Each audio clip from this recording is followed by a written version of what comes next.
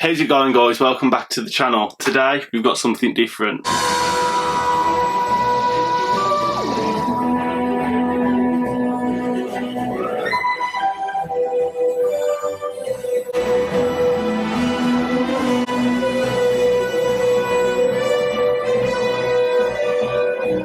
So today I'm joined by Brad from Polarity Products. How's it going, Brad? Thanks for being here today. It's going very well, and thank you for having me.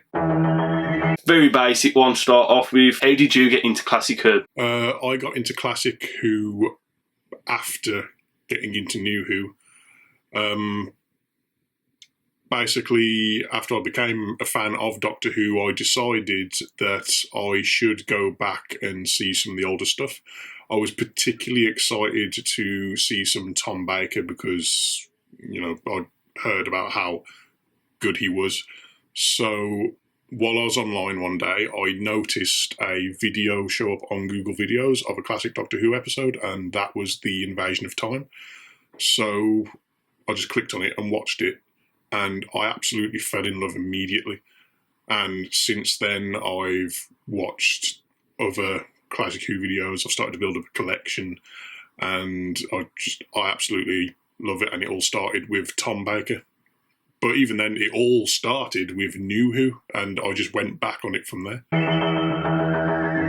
Who is the Doctor to you? Like, which actor is the Doctor? That's a more complicated question than it appears. To me, every actor is the definitive Doctor, except for Jodie Whittaker.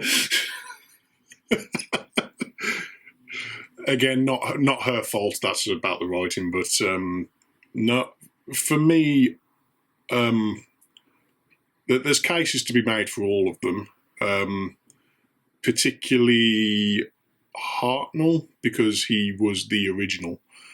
But for me, my personal most beloved and definitive Doctor to myself is absolutely 100% Tom Baker. He is my favourite. He was there for the longest run, and he was just absolutely stellar in even the worst episodes. He was always on point, and I just absolutely love him as the Doctor, and I do think he is the Doctor that I think of whenever I try to characterise the Doctor in my head.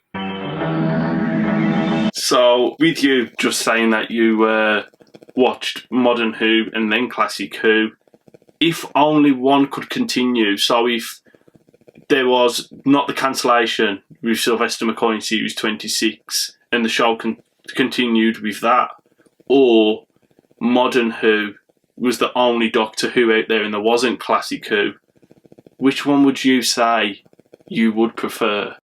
Now, this is a very difficult one out there. Yeah, trying to get my head around it. I think because as much as I love classic Doctor Who, and I do, it was cancelled for a reason. The show was on a decline, and I do think that if it wasn't cancelled at the time when it was cancelled and it continued on, it would have potentially got progressively worse to the point where it could be the worst thing we've ever seen in Doctor Who.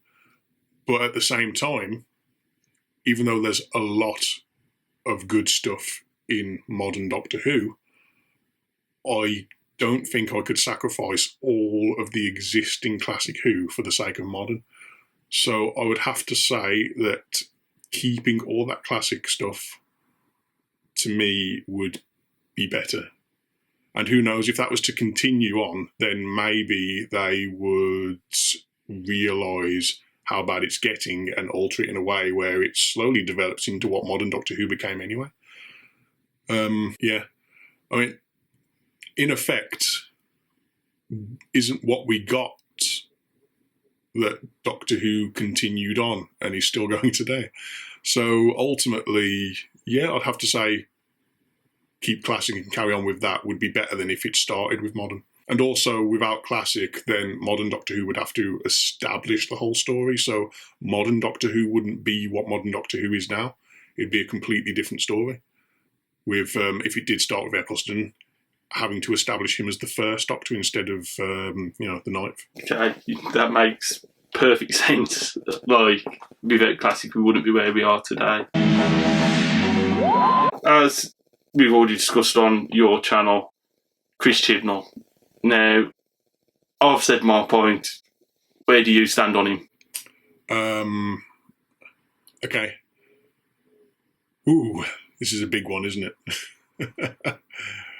Yeah, this is how I felt when you asked me the question, mate. I fucking hate Chibnall. I mean, don't get me wrong, I don't know the guy personally. I'm sure, he could be a very lovely bloke. He's just not a very good showrunner. He absolutely does not know what he's doing with the franchise he's got. And it's not like he's not talented, because, he's had successes in other shows, but he doesn't know what he's doing with a format like Doctor Who. He's used to, a series where it's all one long story from start to finish and not the episodic format of Doctor Who. And he can't seem to handle that very well. And also, for someone who's worked on the show for as long as he has, he doesn't seem to have a good holding on what the show even is.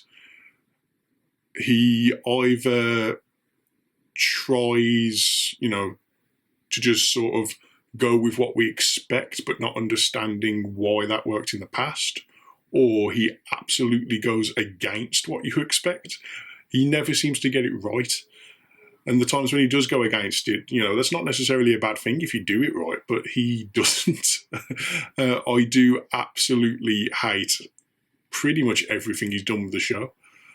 And again, so, it's made me, sort of detest the 13th Doctor's run, but it's not fair on the 13th Doctor, because Jodie Whittaker is not a bad actress and none of it's her fault. She's given bad writing and, very poor direction. She went into this basically being told not to go back and watch previous episodes, and essentially they wanted her to put her personality into it, and she wanted them to direct her in what she was supposed to be doing. And so there's this whole clash on what she's even supposed to be. And that is very much the fault of Chibnall. And ultimately, I do think that he is putting Doctor Who in a very bad place right now. And the sooner he gets taken over by someone else, the better. Well, there is talk online of Doctor Who potentially being cancelled for the second time at the moment, so... I hope not, but if it was going to be cancelled a second time, this current run would be what does it. Yeah, I hope we can just hold out to the 60th anniversary, and that's the main thing for me. I think it will make it to the 60th, because, when it's so close, and Doctor Who is one of BBC's biggest franchises, they're not going to get rid of it before then. And even if they did cancel it, they'd bring it back for a one-off special. We will get a 60th anniversary. That was interesting with your take on Chibnall, and that leads directly into my next point with what you were saying about Jodie. And I think I already know your answer, but if you could take any Doctor, including the War Doctor, out of the strain of Doctors, and this includes the human Doctor, which Rose had to take back to the parallel world as well, because that claims as a regeneration, which Doctor would you remove from the cycle, and why? I just want to clarify, I absolutely love John Hurt as the War Doctor, so definitely wouldn't be him. I just thought I'd mention him because, as I've been speaking to people, they do forget about John Hurt and the 10th Doctor's second regeneration. Yeah. Well, for me, it's difficult to forget about that regeneration, because it's what caused Matt Smith to, need to get more regeneration energy, which it turns out he didn't need because he's the timeless child, but for some reason he couldn't regenerate until he got more energy. I think because of ultimately the way that it's all sort of been contradicted by the run, more so than for the Doctor herself, it would have to be Jodie, because the things that have happened during Jodie's run, so the way that she's been characterised just completely goes against what I know the Doctor to be. And things like that, like the timeless child contradict. I'd have to say I'd take Jodie's Doctor out of it just so that, if nothing else, the timeless child never happened. Because I fucking hate that. The timeless child is the one thing that has ruined the show more than anything else. It is one of those things, to be fair, with the show. Well, would you not think about the Jo Martin Doctor, though, in that situation? Because she technically now counts as a version of the Doctor, because she's the one who sparked the timeless child route out of it, technically, in Fugitive of the Jadoon. That is true, but without the 13th Doctor, then that Doctor would never have been found.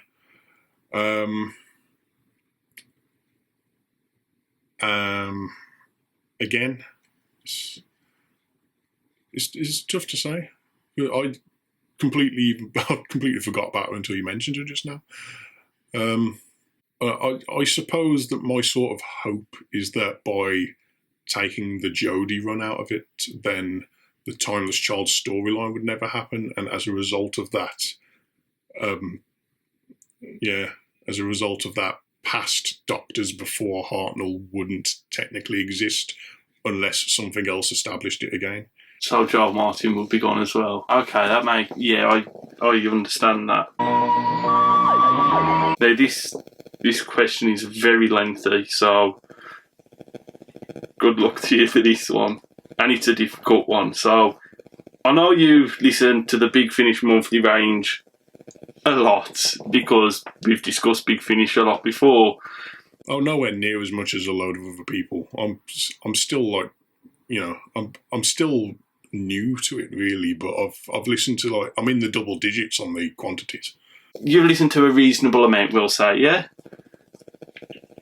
Which Doctor has the best character development from the show to the Big Finish universe in the monthly range, in your opinion? So which makes the Doctor a better character thanks to Big Finish?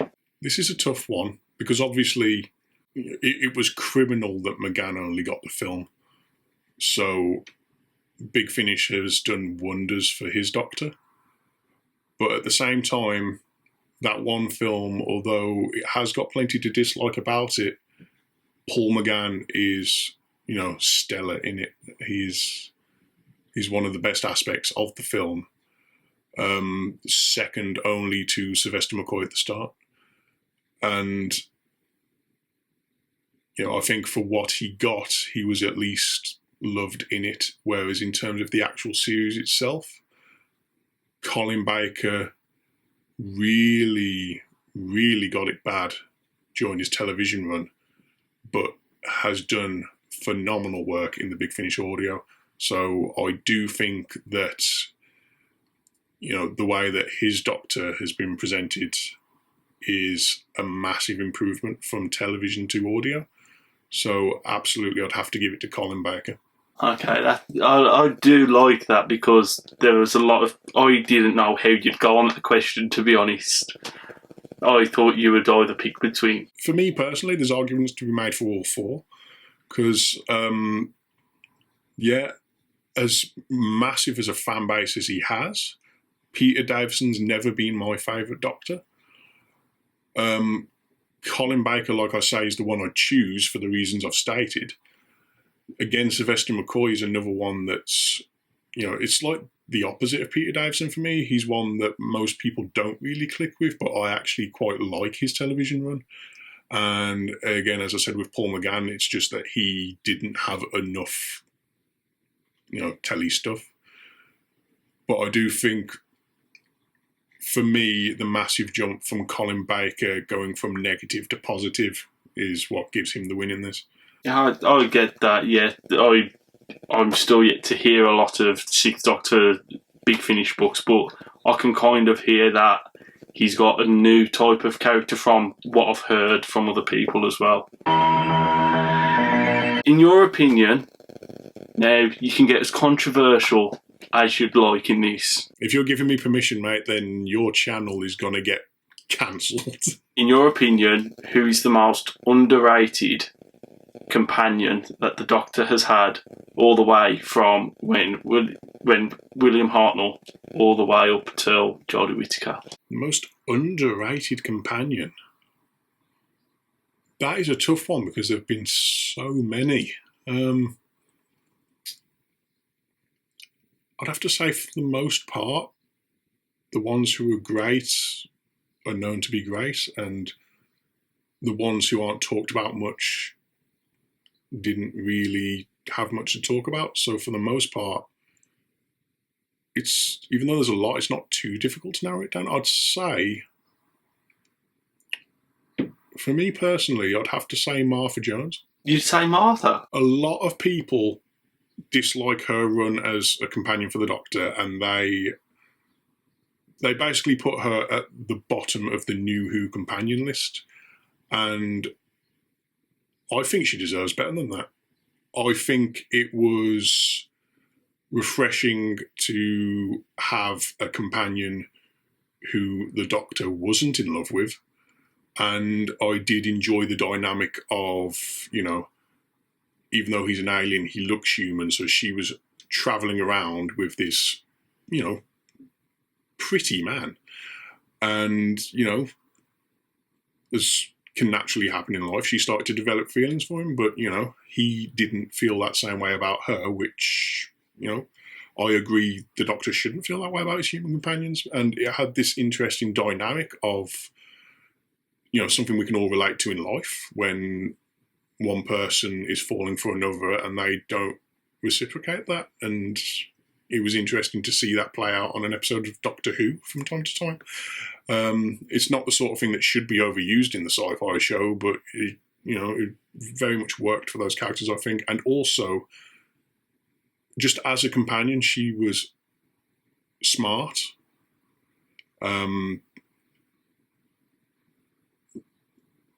I don't really know what else to say. She was fine as a companion. She didn't do anything wrong, and so I don't really understand all the hate she gets. Yeah, I get that.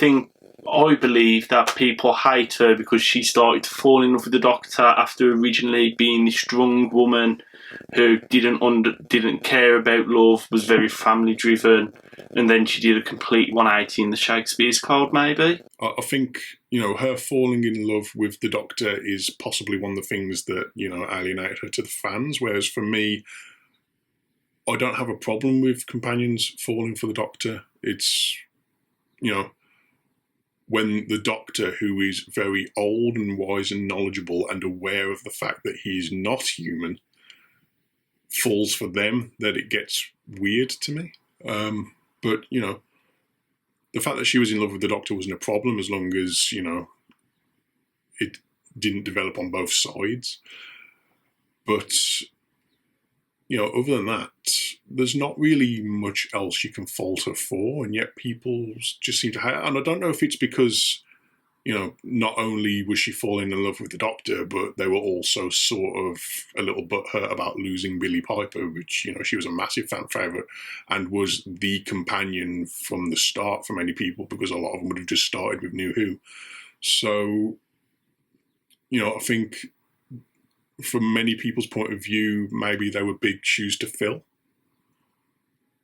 And so they don't like her for that reason as well. But I think she did, you know, she did fine. Freya Agyeman, I never know how to pronounce her surname. Freya Agyeman, something like that. But yeah, she did a fine job. Her companion was, you know, absolutely fine. I wouldn't rate her as one of the best companions, but I would absolutely say that she's 100% underrated. Now, I think this is my last question because I've lost track of what question I'm on. What's your opinion on the River Song storyline from meeting Tennant when she died up until meeting Capaldi and basically him giving her the Sonic and him kissing her mother but not realising it and then pointing at her when she was in the cot and everything? what's your opinion on the whole story of River Song? My opinion on the entire story of River Song is a very, very, very mixed bag. There are certain aspects to it that I absolutely adore, and there are aspects that I absolutely despise. I love the mystery and intrigue of the first appearance of River Song in the Silence in the Library. When you find out that she is a future companion, there's so many questions that fill your mind, and to have the Doctor's first encounter with someone he's going to travel with in the future be their death, that was a wonderful idea. And he has to go into the future knowing how it ends right from the start, and that he can't do anything to stop it. And I think that was phenomenal.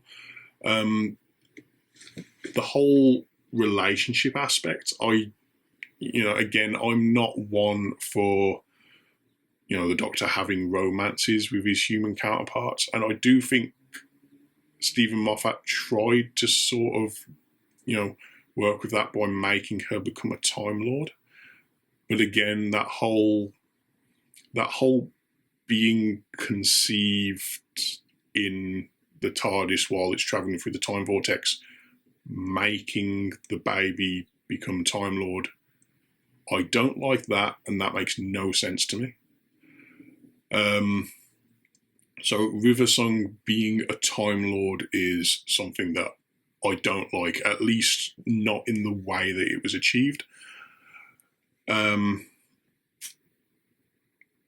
not fully committed to their relationship between the Doctor and River Song. The whole, they're apparently so in love as to be married, but I never really got that during Matt Smith's run. His character seemed to fall for River Song because the story demanded it, and it never felt natural to me. I do think that their relationship as a couple worked a lot better in the scenes where Capaldi was with River Song, because his acting was so stellar that you genuinely believed that he had these feelings for her whenever he talked to her. So, again, it had high points like that, but the whole relationship aspect I wasn't too keen on. But I will say that the whole, having these two characters who are pretty key to each other and visiting each other, seeing each other, meeting up with each other often, but in the wrong order. So the ones, progressively, meeting them while they're younger and younger and younger, and, the other one. That was fascinating. That was a really good idea, and a lot of that was genuinely well done. So, it's to say this is your last question, I'm a little upset I couldn't give you a more sort of definitive answer for it, but it is a very mixed bag for me. Ultimately, it's like, I think because the majority of it was during Matt Smith's run, and a lot of that was just focusing on that sort of relationship between them that I didn't really care too much for. So for the most part, I don't think I was really enjoying it while it was happening, but there are aspects to it that I did genuinely, love in concept. Also, talking about how it was conceived in the TARDIS, I haven't even touched on the fact that she's Amy and Rory's child. Again, I'm not sure how I feel about that. It was an unexpected twist and quite well done in that regard. But again, it's just Moffat had a tendency to make the companions more important than they should have been. And I don't mean like, companions should be important to a story in terms of their relationship with the Doctor and what they do throughout the episodes. But he makes them important in a grander scale. And to have these two humans give birth to a Time Lord who will one day kill the timeless child somehow, but then falls for him and doesn't want to kill him, and then they end up being in a relationship, supposedly married. Although, again, are they actually married? It's not really clear.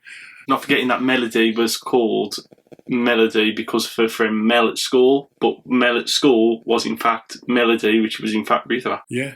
It's one of those things where they've sort of weaved more of the Doctor and his personal life around these companions he's with, when just having some random companions join the team and become part of the crew and then eventually leave is absolutely fine. You don't need to make them more important than that. He, he did it with Amy and Rory, and then they left, and then he made Clara this really important person in the Doctor's life, to the point where she's been there throughout all of his incarnations, apparently, which must be a bloody job for her, considering he's had infinite. Again, these are things that Chibnall didn't think about. He just had a tendency to really focus on making each companion at the time the most important thing in the Doctor's life, not just now, but they have somehow had an effect on a lot more of his life than you would expect. And I don't think that the characters should be that important to the Doctor's lifespan in that way. It was severely overdone by him, and I think, as much as there were high points and low points about River Song as a character, I don't really think I enjoyed the fact that she was Amy and Rory's child. Although it was a well-done, unexpected twist. It's not really the sort of twist that I wanted. And I'll end saying that Let's Kill Hitler was a wasted potential episode, because now they can't really visit Hitler again, and there is so much you could do with that. The episode was called Let's Kill Hitler, and you had about 5 minutes of Hitler, and that was it. Well, first of all, I'd have to pull my pants back up and say it's not what it looks like. The fantasy side of my mind wants to say I will, but then you think, if it actually happened in real life, you'd have so many questions and you'd be thinking about the safety of it all and everything. I think if something that fantastical happened right in front of me, I'd have to take the opportunity, because if I didn't, you'd just be spending the rest of your life thinking, what the hell was that? And what could have happened if I didn't? Or what could have happened if I did, rather? So yeah, I don't think I could refuse that. I think I'd have to go along with it. So that's it for this week's video. Like, comment, subscribe. Check out Brad in the description. Subscribe to him as well, because at the end of the day, he's got some good things coming up on his channel soon. If the video on his channel isn't out yet, hit the bell so you'll be notified when that comes up. Like, comment, subscribe on both channels. I'll see you next week for some more Doctor Who content.